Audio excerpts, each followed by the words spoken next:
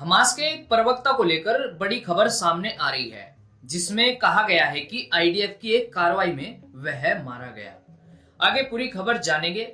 दूसरी तरफ इजराइल में लगातार गजा बंधक समझौते को लेकर विरोध जारी है। आगे पूरी अपडेट आपको बताऊंगा। वहीं यमन पर इजरायली कार्रवाई में प्रधानमंत्री को लेकर भी एक बड़ी खबर सामने आ रही है। जानेंगे आज की इस वीडियो में इन तीन बड़ी खबरों के बारे में, जिन्हें मैं आपको आसान और सरल भाषा में बताने की पूरी कोशिश करूंगा। उम्मीद है आप सब अच्छे होंगे। मेरा नाम है सलमान और आप देख रहे हैं मेरा YouTube channel the Salman Hasan.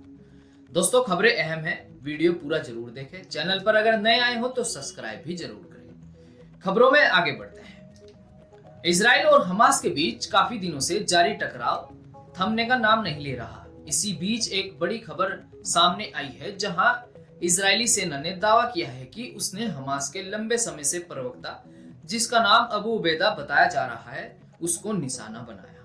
The times of Israel की रिपोर्ट बताती है, शनिवार रात इजरायली सेना और सिन बेट ने बयान जारी कर कहा कि उन्होंने गजा पट्टी के उत्तरी इलाके में हमास के एक वरिष्ठ सदस्य को एयर स्ट्राइक में निशाना बनाया। खबरों के मुताबिक इजरायली अधिकारियों ने कहा कि नतीजे तुरंत साफ नहीं हुए, लेकिन उन्हें उम्मीद है कि मिशन सफल रहा है। रिपोर्ट बताती है कि सऊदी चैनल अल अरबिया ने फलस्तीनी सूत्रों के हवाले से कहा कि हमास का प्रवक्ता और उसके साथ मौजूद अन्य कई लोग भी इस कार्रवाई की चपेट में आ गए।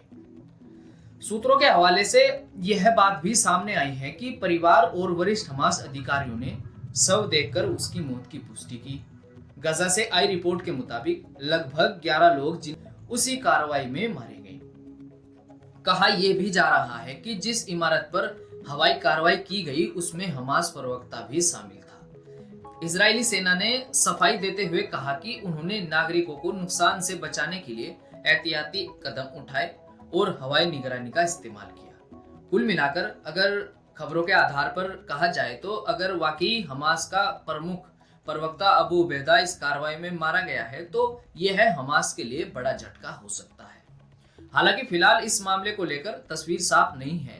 इजराइल का कहना है कि कार्रवाई सफल रही है। कुछ मीडिया इसकी पुष्टि कर रहे हैं कि हमास प्रवक्ता मारा गया, लेकिन सच्चाई क्या है यह आने वाले कुछ ही वक्त में साफ हो सकता है। दोस्तों, इस टकराव को लेकर आपका क्या मानना है, कमेंट्स में जरूर बताएं। बढ़ते हैं अपनी दूसरी खबर की ओर। जहां एक तरफ आईडीएफ और हमास के बीच टकराव जारी है, वहीं दूसरी तरफ इजराइल के कई शहरों में लगातार बंधकों को छुड़ाने और समझौते पर बातचीत की मांग को लेकर विरोध जारी है। द जेरूसलम पोस्ट की रिपोर्ट के मुताबिक इजराइल में बंधकों की वापसी को लेकर किशोरों का गुस्सा सड़कों पर दिखाई दिया। रिपोर्ट बताती है कि दर्जनों किशोर कार्यकर्ताओं ने हाईवे को ब्लॉक कर दिया और प्रदर्शन के दौरान सड़क पर कक्षा जैसा प्रदर्शन किया। रिपोर्ट में दावा किया गया है कि एक किशोर को पुलिस ने गिरफ्तार भी किया। बाद में यह प्रदर्शन हटा दिया गया, लेकिन रिपोर्ट बताती है कि किशोर ने साफ कर दिया कि वे सोमवार यानी 1 सितंबर को स्कूल नहीं जाएंगे। कई रिपोर्ट्स में कहा गया है कि प्रदर्शन कर रहे किशोरों ने साफ कहा कि इजरायली सरकार मौजूदा समझौते पर कोई चर्चा नहीं कर रही, इसलिए वे स्कूल सत्र को सामान्य रूप से शुरू नहीं होने देंगे।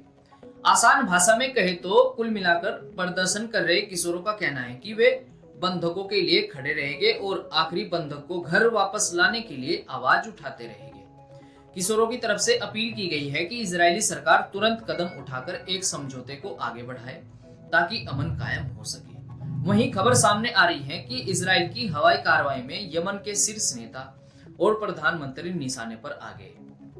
द टाइम्स ऑफ इजराइल की रिपोर्ट के अनुसार यमन की राजधानी सना में हुई कार्रवाइयों में हौती प्रधानमंत्री अहमद अल-अरावी की जान जाने की खबर सामने आई है। स्थानीय मीडिया का कहना है कि प्रधानमंत्री के साथ साथ उनके कई करीबी अधिकारी भी इजरायली कार्रवाई में मारे गए हैं। हालांकि रिपोर्ट के अनुसार अब तक इजराइल की ओर से इसकी आधिकारिक पुष्टि नहीं की गई है। खबरों के मुताबिक यह भी बताया गया है कि कार्रवाई अलग अलग जगहों पर हुई। राजधानी के बाहर एक जगह पर जहां हौती नेता अब्दुल मलिक अल हौती का भाषण सुनने के लिए कई मंत्री इकट्ठा हुए थे, वहां भी हवाई कार्रवाई की गई। इसमें कई वरिष्ठ हौती मंत्रियों को निशाना बनाया गया। हालांकि अभी तक इस कार्रवाई के नतीजों को लेकर पूरी तस्वीर साफ नहीं है। कहा जा रहा है कि यमन की स्थिति पर यह एक बड़ा झटका माना जा रहा है और अब देखना होगा कि अंतरराष्ट्रीय स्तर पर इसको लेकर क्या प्रतिक्रिया आती है। दोस्तों, ये थी आज की कुछ खबरें जो मीडिया रिपोर्ट्स पर आधारित है। मिलते हैं नई खबरों के साथ, तब तक के लिए मुझे दीजिए इजाजत।